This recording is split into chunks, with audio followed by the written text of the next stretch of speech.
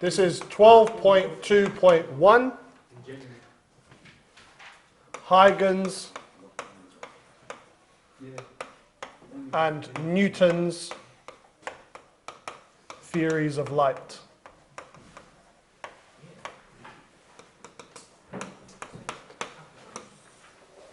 So in this topic, we're basically going to compare the two theories. We're going to talk about the history of the two theories and the significance behind them. So at the time, there were two competing theories. One's from Huygens, who said that light was a wave, and Newton's theory of light, where he said it was corpuscles, which basically mean tiny little balls, so particles. Now, they use their different explanations of light to explain different phenomena. So, for example, with reflection and refraction, the explanation for refraction varied quite significantly, and in the history, for about 150 years or so, people preferred Newton's theory of light, the corpuscular theory, over Huygens. Eventually, it turned out that Huygens was more correct than Newton, but because Newton had fame and prestige, people preferred his theory over Huygens. It was only after Huygens died where people then started to accept his theory over Newton's. But it's quite significant, and for your exams, you need to know about the historical context of why Newton's was preferred. So let's compare their theories. So Huygens was a wave theory,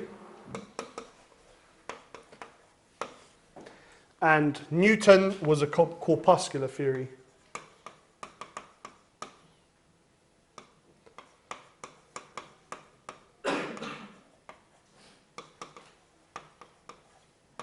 Which basically means little balls.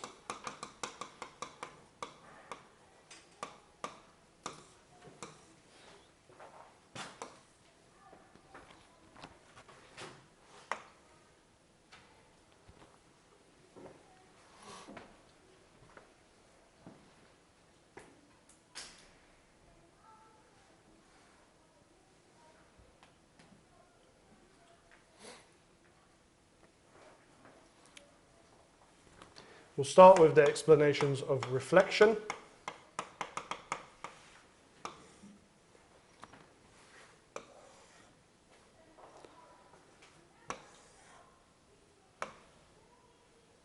So for both theories, we have light as a ray striking a reflective surface and reflecting.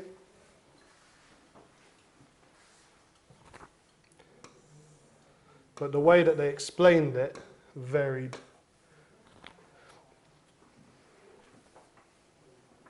So we'll start with Huygens' wave theory. Because his was a wave theory, he described the motion of this as wave fronts moving along the wave.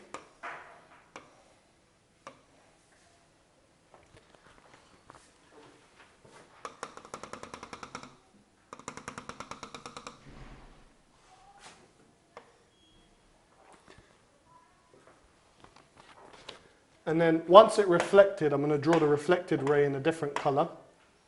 So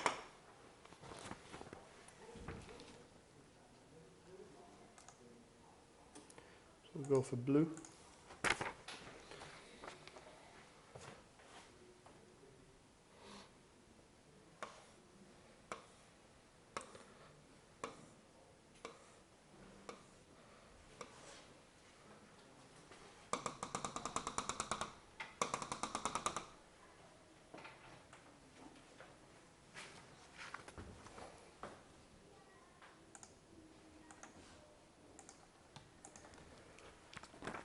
Now, let's look at these two wavefronts.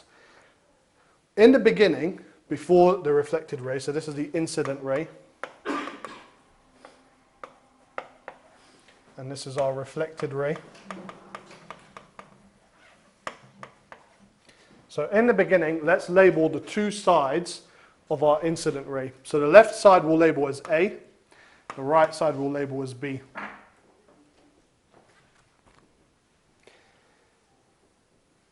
If we then follow this pattern, the reflected ray, when it comes back in the frame of reference of the ray, A and B look like they've swapped sides. So if A was on the left here, once it reflects off that ray, it ends up on the right of that ray, and B ends up on the left of that ray. Again, we're speaking in the frame of reference of the wave. So if we had an observer, for example, if we had an observer standing here and observing the incident ray, so observing incident ray, A is on the right,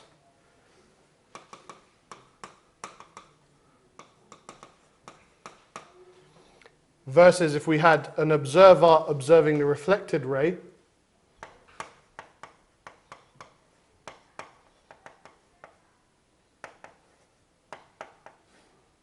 then A is now on the left.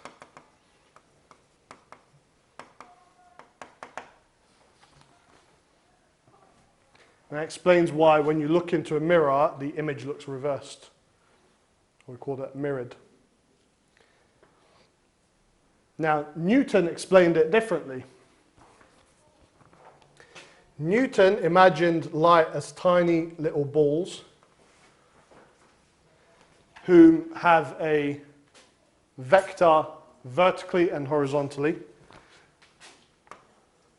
So it's got both horizontal and vertical velocities.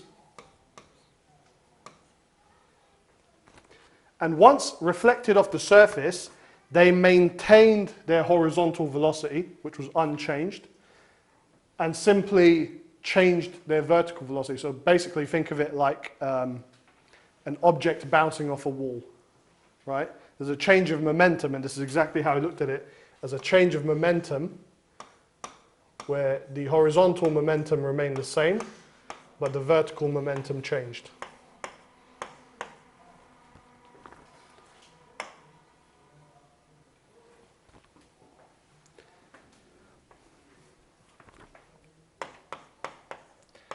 So Huygens' model explained lateral inversion.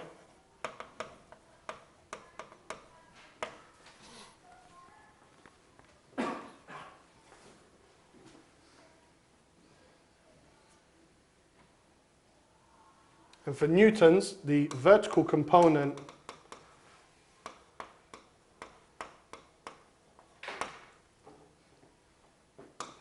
of velocity reverses,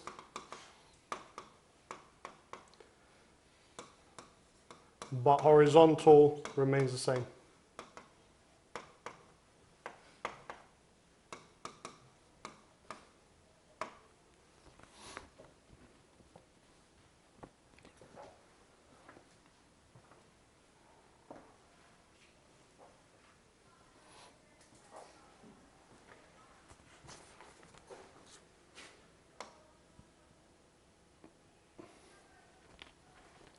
Right, next it's the explanation of refraction.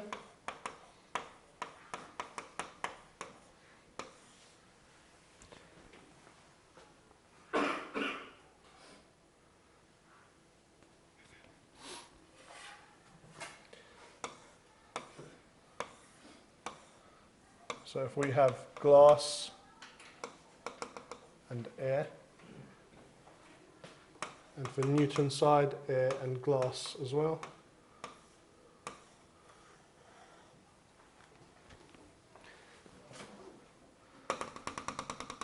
So in both situations we have a normal.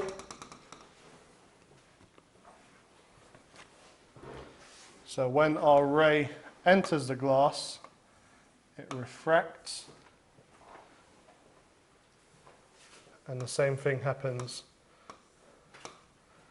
in Newton's model. Now, Huygens described the wave fronts entering the glass as slowing down when they entered the glass, and that slowing down caused them to bend and change direction.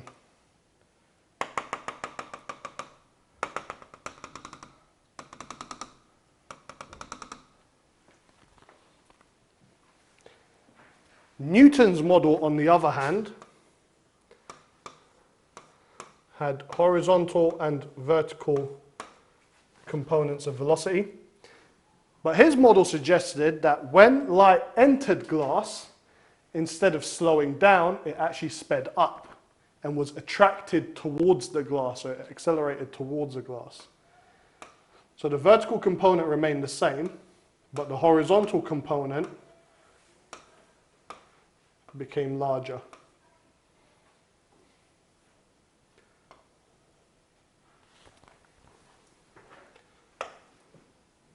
So Newton said that the corpuscles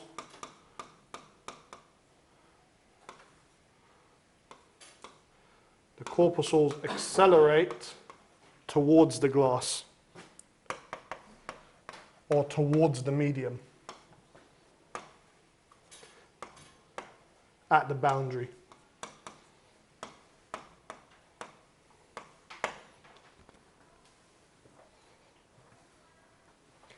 Huygens said that wave fronts which enter the medium first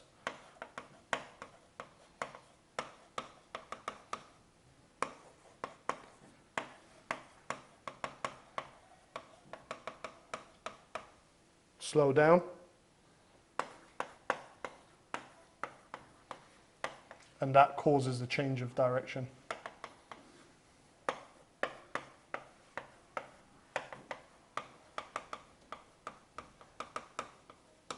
Now again, what you know already, which proves that Huygens was the correct model to go with. When light enters a medium, it actually slows down. So light travels fastest in a vacuum. In any other medium, it travels slower. So Newton's model is incorrect. There was another reason why Newton's model was dropped, but we're going to explore that in 12.2.2. And that's the end of 12.2.1.